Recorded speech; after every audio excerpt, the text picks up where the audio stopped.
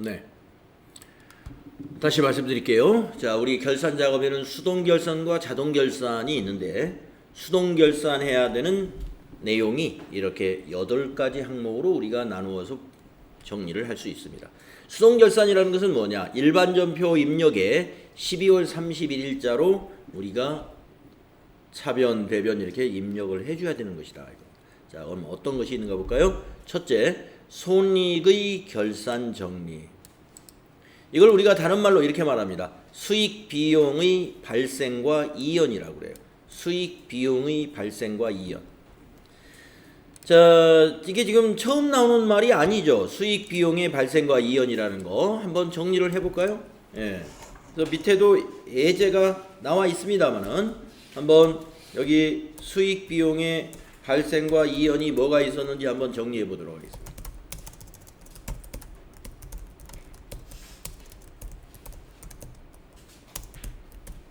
자, 먼저 수익 쪽을 보겠습니다. 예, 수익 쪽에 선수 수익이라는 거 여러분 기억나시나요?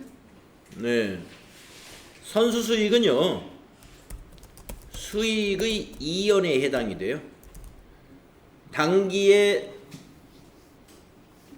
입금이 되었지만 차기의 수익이 당기에 들어온 거예요. 그게 선수 수익입니다. 그리고 이 선수 수익은 바로 부채죠. 부채. 그 다음에 또 수익에 관한 거 하나 더 해볼까요? 미자로 시작되는데 미수 수익이라는 게 있어요. 이건 자산입니다. 이것은 수익의 발생에 해당되는 개정 과목이었습니다. 자, 여러분 수익 개정 과목 하면은요, 이 선수 수익이나 미수 수익에 자주 등장하는 개정 과목들이 있는데 선수 수익, 미수 수익 전부 다 이자 수익이라든가 임대료라든가 이런 것 등이 주로 많이 해당이 되죠. 선수 수익, 미수 수익에 등장하는 개정 과목은 뻔해요. 예. 이자 같은 거, 임대료 같은 거, 이런 것들이 위에 거 선수 수익은 차기 거를 미리 받은 것이니까 부채고, 밑에 미수 수익은 단기 것인데 약정에 따라서 단기에 받지 못한 거예요. 12월 달 우리 회사 본사 건물이 있는데 본사 건물 1층이 여유 공간이 있어가지고 그거를 무슨 회사에다가 임대를 내줬는데 우리는 후불로 임대료를 받기로 돼 있다. 그래서 매월 임대료를 다음 달 10일 날 받기로 돼 있다면은 12월 달에 임대료는 항상 언제 받아요? 다음 해 1월 10일 날 받겠죠. 그러니까 언제나 결산 때 미수 수익이 발생할 수밖에 없다 이겁니다. 그 월 한 달치 임대료가. 자연스럽게 임대료 때문에 미수 수익이라는 수정 분계를 하게 되는 것이죠. 자, 그 다음에 이번에는 비용 쪽을 보겠습니다. 여러분 기억나실 거예요. 선급 비용이라는 거. 선급 비용. 이거 자산이죠. 미리 지급한 비용. 이걸 비용의 이연이라고 하잖아요. 비용을 내년으로 이연시켜야 됩니다. 자, 비용에서 여기 선급 비용에 자주 등장하는 비용 개정 과목은 아주 대표적인 게 보험료. 예. 가끔 이자 비용도 나올 수 있습니다. 예. 또 임차료 이런 것 등이 되겠죠. 그래서 보험료나 임차료를 선불로 지급하는 경우가 많이 있습니다. 예. 우리나라가 임차료가 원래 그 과거부터 후불 개념이었어요. 나중에 한 달 일단 살고 임차료는 후불로 지급하는 것이 통상적인 거였는데 최근 들어서는 이제 선불로 가는 회사들도 많이 있습니다. 예. 6개월치, 심한 경우에는 1년치 선불로 받는 경우도 있어요. 자, 그것이 다 선급 비용이겠죠. 차기 것이 섞여 있으면 결산 시점으로 보는 거예요. 자, 그 다음에 또 비용의 발생이 하나 있어야 되겠죠. 그게 바로 미지급 비용이라는 개정 과목이었죠. 이거 부채죠. 미지급 비용 부채였죠. 비용의 발생에 해당되는 거다. 여기서도 뭐 역시 보험료, 이자 비용, 임차료 등과 같은 이런 비용들이 여기에 해당됐었습니다. 그래서 우리가 여러분들 당좌자산하고 유동부채를 공부하면서 이 4개의 개정 과목을 우리가 이미 공부했었습니다. 공부했었는데 이거는 저 뒤에 결산에서도 다시 공부를 하게 될 겁니다 라고 했고요. 이제 우리가 뭐 결산이라는 작업을 매달 하는 게 아니기 때문에 1년에 이 결산 수정분계 이 12월 31일자로 한 번 해주는 거 아니겠습니까? 그러니까 이런 개정 과목이 우리 실무자들에게 그렇게 와닿지 않을 수가 있어요. 결산 때 한 번 하니까. 그런데 우리가 이 자격시험을 보는 입장에서는 이게 굉장히 중요합니다. 자격시험은 이걸 피해갈 수가 없다는 거죠. 이걸 가지고 여러 가지 형태로 문제를 자꾸 많이 내고 있어요. 그래서 제가 여러분 이게 중요하다고 말씀드린 거예요. 실무에서는 그렇게 중요하지 않을 수 있어요. 누구 한 사람이 잘 챙기면 되는 거니까. 일반적인 일상에서의 회계 처리는 아니기 때문에. 그러나 우리 회계 실무자의 시험에서는요, 이것이 여기저기 많이 나오니까요. 여러분 이 부분을 제대로 이해 못하면 70점 합격 커트라인 70점을 넘기가 힘들어진다 이렇게 말씀을 드렸죠. 자, 손익의 결산 정리가 이런 거였습니다. 그 다음에 두 번째, 소모품과 소모품비의 정리. 네, 이거는 이제 재고조사 해가지고 딱 정리하면 돼요. 그 다음에 단기 매매증권의 평가. 네, 우리가 이 유가증권의 평가라고 사실은 해야 됩니다. 네, 왜냐하면 단기 매매증권만 평가하는 것이 아니라 매도가능 증권도 공정가치가 있으면, 시장에서 거래된 가격이 있으면 평가를 합니다. 그래서 우리가 유가증권 중에서 만기 보유증권은 평가를 안 해요. 하지만 단기 매매증권이나 매도가능 증권으로 분류된 것은 평가를 하죠. 그래서 평가라는 건 뭐예요? 가격이 하락했으면 자산을 줄여주고, 가격이 상승했으면 자산을 증가시켜주는 그러한 회계 처리를 우리가 해주는 것이죠. 단기 매매증권 평가 문제는요, 요거는 제가 여러분 결산 NCS 평가 여기에도 이걸 제가 냈다 그랬죠. 그 다음에 현금 과부족의 정리. 네, 이것도 NCS 평가에도 제가 이거 문제 냈습니다. 현금 과부족의 정리는 뭐냐? 결산하는 날도 확인이 안 됐다는 거예요. 현금이 남은 거, 현금이 모자란 거에 대해서. 그래서 여러분 현금 과부족의 정리는 결산 정리당 사항으로서 반드시 해야 되는 것입니다. 그 다음에 선납세금의 정리. 네, 법인이 선납세금이라는 게 뭐냐면 법인세를 중간에 예정 납부한 것들, 이거 선납세금이고요. 법인이 은행에 예금에 가입하잖아요. 그래가지고 만기가 도래하면은 예금에 대한 이자를 소득으로 받게 되죠. 이자. 그러면 그 이자가 만약에 200만 원이 붙었다. 그러면 이자를 200만 원을 다 주는 게 아니라 은행에서 원천징수를 하고 줍니다. 이자 소득에 대한, 법인의 이자 소득에 대해서 원천징수를 하고 줘요. 그것을 우리가 법인세 원천징수라고 그래요. 그래서 그 원천징수한 것들을 선납세금으로 처리했다가 결산 때 선납세금을 법인세로 대체하는 분계를 말하는 거예요. 뒤에 예제를 또 보도록 하겠습니다. 그 다음에 6번째, 비유동부채의 유동성 대체. 여러분 우리가 그 장기차입금 공부할 때 장기차입금이 만기가 상환기일이 1년 이내로 결산 시점에서 1년 이내에 도래하면은 유동성 장기부채라고 하는 유동부채로 전환을 시켜줘야 된다고 그랬죠. 그게 바로 비유동부채의 유동성 대체 처리입니다. 그 다음에 7번째, 대손충당금의 환입. 이것도 수동분계해야 돼요. 자, 대손충당금의 환입이라는 게 뭐냐면 우리가 결산 때 대손 충당금을 설정해야 됩니다. 설정해야 되는데 여러분 대손 충당금 설정할 때 잔액비례법을 쓰잖아요. 예. 잔액비례법. 그래서 여러분들 아마 이거 기억나시나요? 외상매출금과 받으러옴 잔액의 1%에 대해서 대손 충당금을 설정한다. 그러면 그 잔액의 1%를 계산해야 됩니다. 그런데 환입이라는 건 뭐냐? 대손 충당금이 기존에 설정된 게 이 1%보다 더 커. 대손 예상액보다 더 크면 대손 충당금을 줄여줘야 돼요. 이것을 우리가 대손 충당금의 환입이라고 합니다. 이거는 수동분계 사항이에요. 그 다음에 8번째, 기타의 대손상각비. 기타의 대손상각비는 뭐냐면은 매출 채권에 대한 대손 처리가 아니라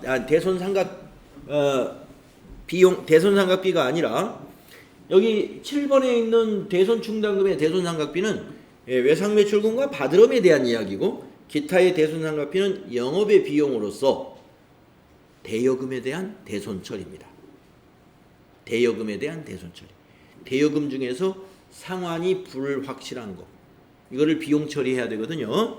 네, 대여금에 대한 것입니다. 자, 꽤 많죠. 자, 그래서 밑에 한번 간단하게 사례들을 한번 살펴보도록 하겠습니다. 자, 첫 번째 사례, 수익의 발생에 대한 사례를 보겠습니다. 이 부분을 한번 보세요. 단기 결산실, 은행 예금에 대한 이자 수익 3만 원을 계상하다. 이 말이 뭐냐면은 은행에 예금한 지가 지금 한 달이 지났어요. 한 달이 지나가지고 한 달 이자를 계산해 보니까 3만 원입니다. 근데 은행에 예금을 말이죠, 정기 예금을 했는데 한 달 만에 찾으려고 정기 예금 할 리는 없죠. 1년짜리 예금이라는 거예요. 그러면 예금은 대개 이자를 언제 받아요? 만기 시점에 받는 겁니다. 그러니까 내년 11월 30일까지 있죠? 11월 30일 날, 올해 12월 1일부터 차기 11월 30일까지 1년짜리 정기예금에 가입했다, 이런 얘기예요. 그랬을 때 요 한 달치 12월 달 거는 이미 경과됐죠. 그걸 계산했더니 3만 원입니다. 이거를 어떻게 해야 되느냐? 수익을 발생시켜야 돼요. 그래서 대변의 이자 수익, 이게 뭐예요? 수익 발생. 차변은 미수 수익. 그 수익이 아직 입금이 안 됐죠. 그래서 미수 수익이라는 자산으로 처리해 줍니다. 자산 증가. 이러한 수정 분계를 한다, 이겁니다. 예. 그러니까 예금을 했는데 기간은 지났지만 약정상 아직 이자 수익이 회사에 입금되지 않은 거, 그게 수익은 발생시켜요. 왜? 우리 재무회계는 발생주의를 채택하고 있기 때문에. 현금주의가 아닙니다. 현금이 들어왔을 때 수익을 인식하는 것이 아니라 기간이 경과되고 그것이 단기에 해당된 수익이면, 단기라는 그 이야기가 뭐냐면 기간주의예요. 기간. 단기에 해당되는 이자냐 아니냐를 기준으로 수익을 인식하기 때문에 이와 같은 결산 수령 분계를 한다는 겁니다. 자, 다음 페이지. 이번의 사례는 이 사례 한번 보도록 하겠습니다. 자, 차입금에 대한 이자 비용 10만 원을 계상했다. 자, 차입금 부채죠. 거기에 대해서 이자 비용 10만 원을 계상했다, 이 말이에요. 장부에 정리했다, 이겁니다. 자, 그러면 이자가 지급이 돼야 되는데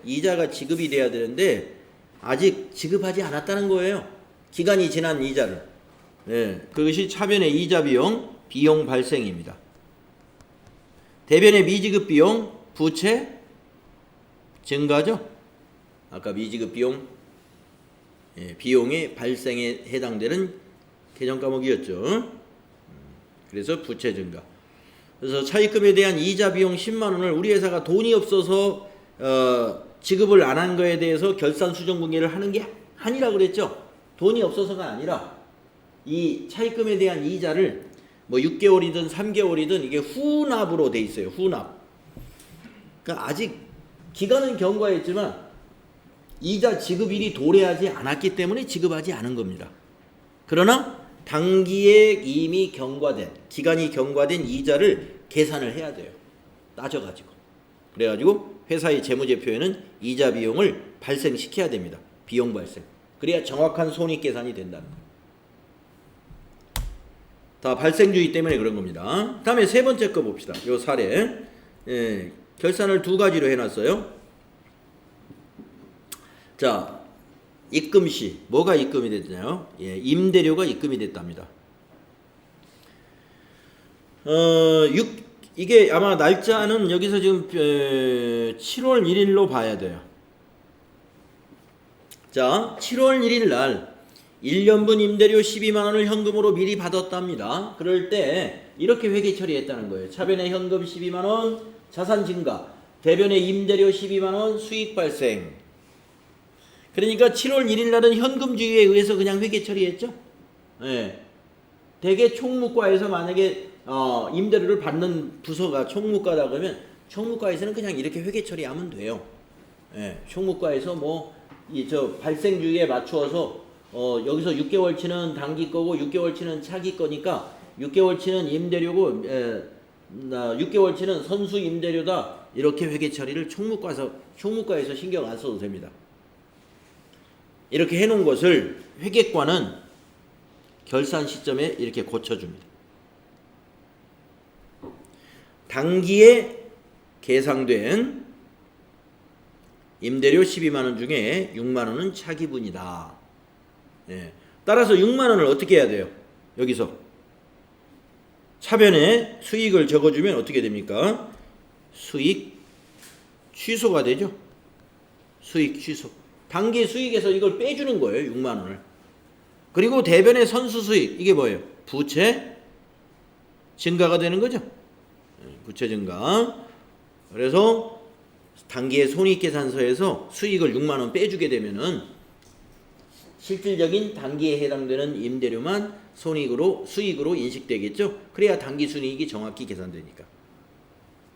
네. 그래서 이 결산시 수정분계 이거를 왜 해야 되느냐? 이런 일이 사전에 있었기 때문에 이렇게 한다 이런 얘기입니다. 자, 그 다음에 이제 마지막으로 네 번째 비용의 이연에 관한 사례가 여기 나와 있습니다. 이것도 두 개의 분계를 제시했어요. 두 개의 분계가 뭐냐? 첫째, 이것도 7월 1일이라고 생각하면 돼요. 7월 1일 날 1년분 보험료 12만원을 현금으로 지급했답니다. 이때 보험료를 지급한 부서에서는 이렇게 회계 처리를 전표 입력을 이렇게 했다는 거예요. 차변에 보험료 비용 발생 12만원, 대변에 현금 12만원. 네. 근데 이 12만원이 다 단기 게 아니에요. 왜냐? 7월 1일부터였기 때문에 6개월치밖에 단기가 아닙니다. 반절은 차기 거예요. 그런데 7월 1일 날 기중에 회계 처리할 때는 보험료 지급하는 부서에서는 그냥 이렇게 현금주의로 회계 처리를 보통 한다는 겁니다. 그러면 회계부서에서 결산 수정분계를 이렇게 12월 31일에 이렇게 고치면 돼요. 단기에 계상된 보험료 12만원 중 6만원은 차기분이다. 그러면 보험료 대변에 적으면 뭐예요? 비용 취소가 되죠. 비용이 뭐예요? 차변에서 발생하고 대변에서 취소가 됩니다. 그러면 차변의 선급 비용으로 표시하는데 이게 뭐예요? 자산이죠. 자산 증가.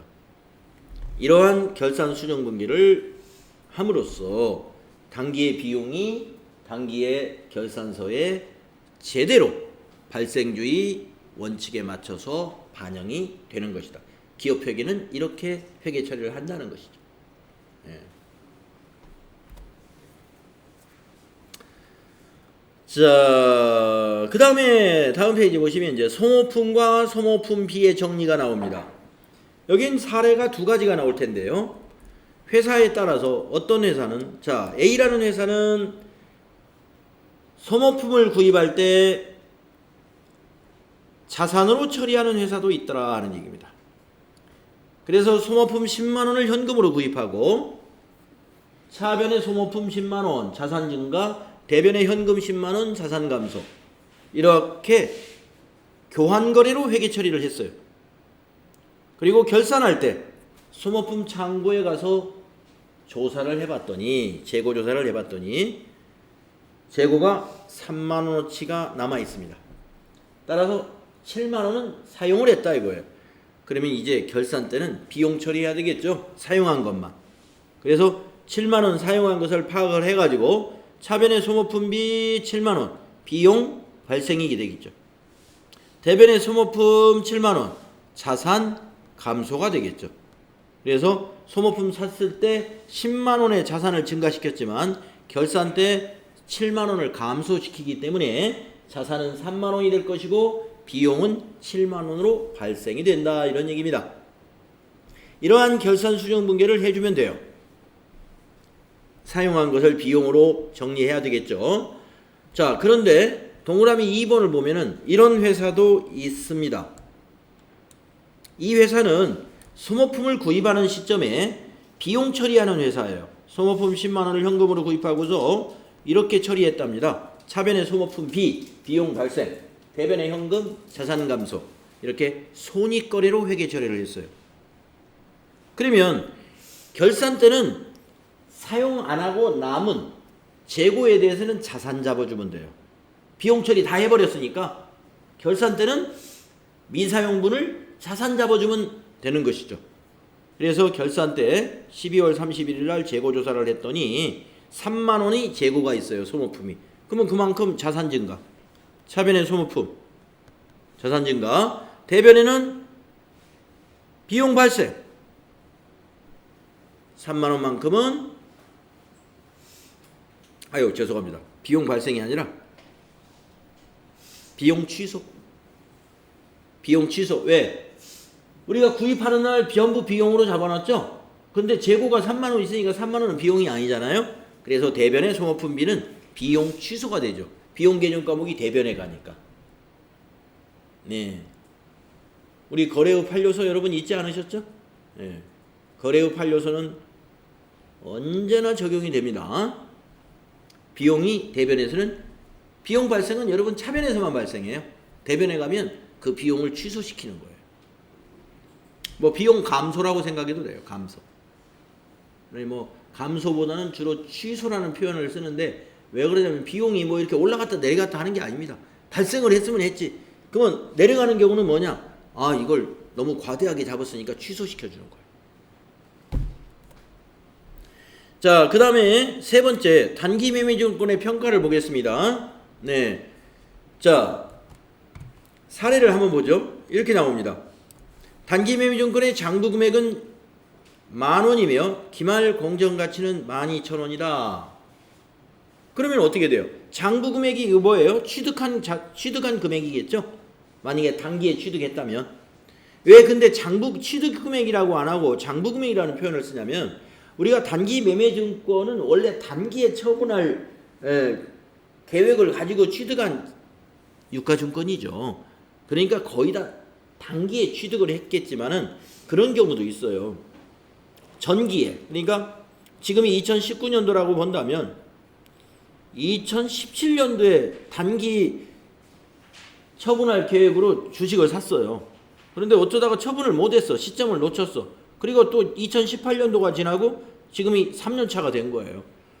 그러면 우리가 지금 2019년도에 이 장부 금액이라는 것은 2018년도 기말의 금액인데 2018년도 기말의 금액이 장부 금액이라고 해야지 취득 금액이라고 하면 안 맞겠죠. 왜냐? 2017년도 결산 때 평가를 한번 했을 거 아니에요. 그러니까 취득 금액에서 빠졌던지 올라갔던지 한번 평가가 일어났기 때문에 이것을 취득 금액이라는 표현 대신에 장부 금액이라고 표현을 하는 거예요. 네. 자, 그래서 장부는 10,000원인데 공정가치는 12,000원이다. 자산이 증가했죠. 그래서 차변에 단기 매매증권 2,000원 자산 증가. 대변에 그것을 단기 매매증권 평가 이익이라고 하죠. 수익 발생이 되겠네요. 수익 발생이 되겠다.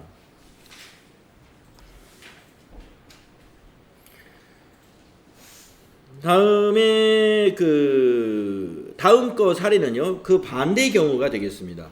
사례를 보면은 자, 단기 매매증권의 장부 금액이 10,000원인데 공정가치가 8,000원이래요. 2,000원 떨어졌죠. 이것이 단기 매매증권 평가 손실입니다. 영업의 비용이죠. 그래서 차변의 비용 발생 2,000원, 대변의 단기 매매 증권 2,000원은 자산 감소. 자산 감소죠. 딱 정리가 되죠. 네. 이런 내용이 우리 수동결산에서 해야 될 일입니다. 다음에 네 번째, 현금 과부족의 정리. 자, 단기 매매 증권 평가에 대한 NCS 평가 문제는 제가 결산 정리 시험 볼 때 여러분 문제를 냈다고 그랬고요. 이렇게 문장으로 안 하고 표로 냈어요. A 회사 주식 몇 주 가지고 있고 장부 금액은 얼마고 공정 가치는 얼마다. 그러면 여러분이 그 차이를 수량으로 곱해야 금액이 나오는 거예요. 주식을 하나만 하는 게 아니라 두 개를 냈어요. 두 개. A 주식, A사 주식, B회사 주식. 그러면 여러분이 그걸 가지고 계산을 해보면 돼요. 그 다음에 현금 과부족의 정리 보겠습니다. 네, 현금 과부족의 정리도 두 가지가 있다고 그랬죠. 잡손실로 처리해야 되는 경우와 자비익으로 처리하는 경우. 네, 자, 첫 번째 사례를 보겠습니다. 어느 날 현금 과잉이 발견됐어요. 현금 과잉이라는 건 뭐냐? 장부보다 금고에 현금이 5만 원이 더 많더라. 만 원이군요, 만 원. 자, 장부는 현금 잔액이 5만 원인데 금고에 현금을 세어봤더니 만 원짜리 한 장이 더 있었대요. 그게 현금 과잉입니다. 그러면 우리는 회계 처리를 어떻게 하느냐? 원인을 모르면은 일단 차변에 장부를 고쳐야 돼요. 그래서 차변에 현금 만 원 입금 잡고, 대변에는 현금 과부족 만 원 알 수 없는 임시 계정 과목으로 씁니다. 현금 과부족. 현금 과부족은 과잉이었을 때도 현금 과부족, 또 모자랐을 때, 부족했을 때도 현금 과부족을 써요. 과잉이었을 때는 대변의 현금 과부족을 쓰고, 부족했을 때는 이게 현금 과부족이 차변에 옵니다. 그걸 여러분이 억지로 기억할 필요는 없어요. 예. 자, 그러면 결산 시에 어떻게 해야 되느냐? 자, 현금 과부족 만 원의 원인이 밝혀지지 않았다 그럽니다. 그러면 여러분이 현금 과부족 만 원의 원인이 밝혀지지 않았다 그러면 시산표에 가보면은 알아요. 현금 과부족이 시산표에 가서 현금 과부족 잔액이 차변에 생겼는가 대변에 생겼는가를 보면 돼요. 자, 그러면 이렇게 과잉이었을 때 현금 과부족 잔액이 합계잔액 시산표에 가면 이처럼 대변에 있겠죠. 대변에 있으니까 여러분 결산 정리분계를 할 때는 이걸 무조건 반대쪽에 갖다 써야 돼요. 예. 여러분 시험에서도 현금 과부족 정리하라 그러면 합계잔액 시산표 가서 조회해보면 현금 과부족 잔액이 어디 있는지 보면 어떻게 정리해야 될지 답이 딱 나오는 거예요. 자, 대변에 잔액이 있는 것은 결산할 때 이게 12월 31일이에요. 이날은 차변에 오는 날이에요. 그러면 현금 과부족이 차변에 오면 이 금액만큼 똑같이 오면은 대차가 똑같아지니까 잔액이 제로가 되는 거잖아요. 그러면 이제 여러분이 뭘 고민해요? 이제 대변에 그러면 뭘 써야 되지? 이걸 생각할 거 아니에요. 자, 여러분 현금 과부족의 정리는 잡손실 아니면 잡이익 둘 중에 하나예요. 그러면 대변에 오는 것이 수익인지 비용인지를 생각하면 되겠죠. 자, 대변에 발생하는 게 수익입니까? 비용입니까? 수익이죠. 자연스럽게 잡이익이다. 네. 계정 과목은 대변이네. 대변에 가는 건 수익이잖아. 네, 잡이익. 이렇게 딱 찍으면 됩니다. 네. 자, 이 문제가 실제 시험에서도 잘 나오고요. 잘 나오는 편이고 NCS 평가 문제에도 제가 이걸 냈으니까요. 예. 요 두 개를 다 냈어요. 이렇게. 그런데 과잉으로 냈는지 부족으로 냈는지 그건 제가 몰라요. 예. 어떻게 해도 여러분 할 수 있어야 돼요. 자, 밑에 부족의 경우 보겠습니다. 부족의 경우. 자, 어느 날 현금이 부족한 것이 발견이 됐대요.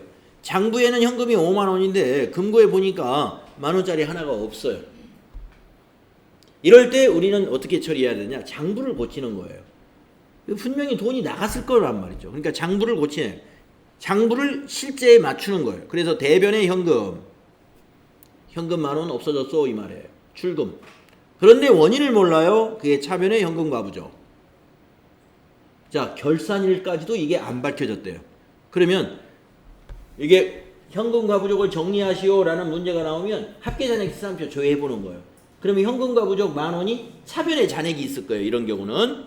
그러면 이제 오늘은 결산일 12월 31일 날 정리할 때는 요 현금과 부족 차변에 있는 것을 반대쪽인 대변에다가 회계 처리해야 돼요. 결산제는 항상 반대. 자, 대변에 처리해 놓고 내가 이 차변을 뭘로 해야지 고민스럽다면은 여러분이 현금과 부족 정리는 개정 과목이 자비익 아니면 잡손실이다. 네. 그러면 차변에 오는 게 뭔가 생각하시면 된다. 차변에서 비용이 발생하잖아요. 예. 그러니까 잡손실. 차변에 적으면서 자비익 하면은 이건 거래의 판료소를 모르신 거예요. 차변에 오는 건 비용이 발생하는 곳이니까 현금과 부족이 대변에 있을 때는 결산 수정 분계할 때는 차변은 무조건 잡손실이에요. 그 반대는 대변이 자비익이고. 네, 그래서 시험에서 아주 중요하다는 것입니다. 네, 그 다음에 이제 마지막으로 그러면은 하필이면 결산하는 날 현금이 남거나 부족했다. 그러면 어떻게 할 것이냐? 아까 두 개의 사례는 결산 전에 현금이 과잉하거나 부족한 경우를 우리가 본 거예요. 근데 지금 이거는 당일날 12월 31일 날 현금이 과잉, 부족 이런 경우는 어떻게 할까? 현금 과부족이라는 개정을 절대 쓰면 안 돼요. 결산일날 현금 과부족 잔액이 있는 것을 제로로 만드는 작업을 하는 건데 부족하다고 해서 결산일날 현금 과부족을 또 회계 처리해버리면 안 되겠죠. 그날은 직접 자비익, 잡손실 바로 처리합니다. 자, 이게 그 말이에요. 결산 당일 장부상 현금은 50,000원이고 실제 80,000원이더라. 30,000원이 남네요. 네, 그러면 자비익 바로 처리합니다. 대변의 자비익, 차변의 현금. 현금이 30,000원 더 증가시키면서 대변의 자비익 처리하고요. 그 다음에 밑에 부족한 경우도 마찬가지입니다. 결산 당일 장부상 현금은 50,000원인데 실제 현금이 30,000원이네요. 20,000원이 부족하군요. 바로 차변의 잡손실, 부족한 거 잡손실, 차변에. 그리고 대변에는 현금이 부족하니까 현금 자산 감소 시키면 돼요. 아시겠죠? 현금 과부족은 요 지금 사례를 다 아시면 완전히 아시는 겁니다. 다음에 선납세금의 정리가 있어요. 네, 아까 제가 말씀드렸습니다. 자, 기중에 중간에납 뭐를 법인세. 네, 왜 법인세 중간 예정 납부를 하느냐 하면은 과세관청인 국가가 기업들에게 우리가 3월 말일날 3월 30일자에 1년치 법인세를 한꺼번에 받으려면은 회사가 이 현금을 맨날 싸놓고 지내는 회사가 이렇게 많은 게 아니에요. 이 현금 사정이 좋지 않을 수가 있어요. 세금은 다 현금으로 내야 되는데. 그러니까 이것을 3월 30일 날 한꺼번에 법인세를 내는 것을 좀 분산시키려고, 부담을 분산시키려고 6개월치를 미리 고지를 합니다. 전기에 신고했던 법인세의 50%. 예, 그것이 법인세 중간해납액이에요. 또 있죠. 이자 수익 등에 대한 원천징수 세액. 예, 아까 말씀드렸죠. 예, 법인들이 여유자금이 생기면 그걸 이자를 불려야 되잖아요. 그래서 빨리 정기예금이나 이런 데 가입을 합니다. 그러면 정기예금이 만기가 되면은 은행에서 이자를 줘요. 근데 이자를 줄 때 세금을 떼고 준다 이거죠. 우리 개인도 세금을 떼고 주죠. 법인, 회사가 예금을 해도 회사 명의로 된 통장에서도 이자를 줄 때 세금을 떼는데 그것은 법인세에 해당이 돼요. 법인이 내는 세금은 다 법인세예요. 법인이 얻은 소득에 대해서 내는 세금, 그게 법인세입니다. 법인이 얻은 소득. 그 이자도 개인이 이자를 예금을 해서 얻은 소득은 이자 소득이라고 그래요. 이자 소득. 그래서 종합소득세로 과세를 하는데 법인은 예금을 해서 내는 세금도 법인세로 정리를 합니다. 그래서 중간해납한 거하고 이것을 말이죠. 납부하면서 선납세금으로 정리를 해요. 그랬다가 결산일에 이렇게 대체합니다. 선납세금 대변에 만약에 합계잔액 시산표에 가니까 선납세금이 5천만 원이 있었다. 그러면 선납세금 자산 감소 5천만 원 대변에 기록하고요. 그것을 모두 결산 때 비용으로 발생시킵니다. 이것이 선납세금 정리분계예요. 그 다음에 6번째, 비유동부채의 유동성 대체. 아까 말씀드렸죠. 네. 자, 사례에서 보면 결산일 현재 장기차입금 50만 원의 상환기일이 내년으로 도래했습니다. 내년이라면 1년 이내로 도래했다는 것이죠. 그래서 차별의 장기차입금 부채 감소, 비유동부채의 감소예요. 비부 감소. 그 다음에 대변의 유동성 장기부채 유부 증가, 유동부채의 증가죠. 그래서 비유동부채를 감소시키고 유동부채를 증가시킴으로써 그 회사의 지금 이걸 유동비율이라고 그러죠. 유동비율을 분석하는데 정확히 분석될 수 있도록 해야 되겠죠. 그 다음에 7번째, 대손충당금의 환입. 아까 말씀드렸는데 여기 사례를 한번 보죠. 결산일의 외상매출금 잔액이 20만 원입니다. 그리고 대손 설정률이 1%래요. 그러면 20만 원 잔액의 1%는 2,000원이죠. 2,000원.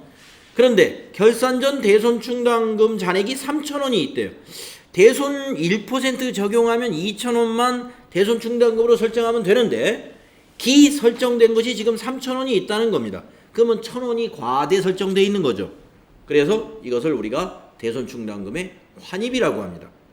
그래서 우리가 대손 충당금을 설정할 때는 대변에 설정하는 건데 환입을 할 때는 반대로 차변에 대손 충당금 그리고 대변에는 대손 충당금 환입 이렇게 합니다. 이 대손 충당금 환입은 판매 관리비의 차감 계정이에요. 판매 관리비 차감. 대손 충당금 환입은 여러분 알다시피 대손 충당금은 뭐예요? 자산의 차감 계정이죠. 자산의 차감 계정. 자산의 차감 계정이 차변에 오면 차감을 안 한다는 거예요. 이만큼. 차감을 줄인 거고 대손 충당금 환입의 대변은 비용이 어디서 발생합니까? 차변에서 발생하죠. 그런데 대변에 갔어요. 비용이. 그러니까 어떻게 해요? 판매 관리비에서 뺀다는 거예요. 차감.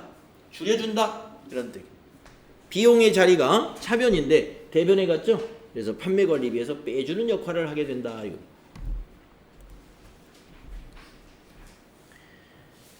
자, 8번까지 하고 쉬는 시간 갖도록 하겠습니다. 기타의 대손상각비. 여기까지가 수동분계 사례예요.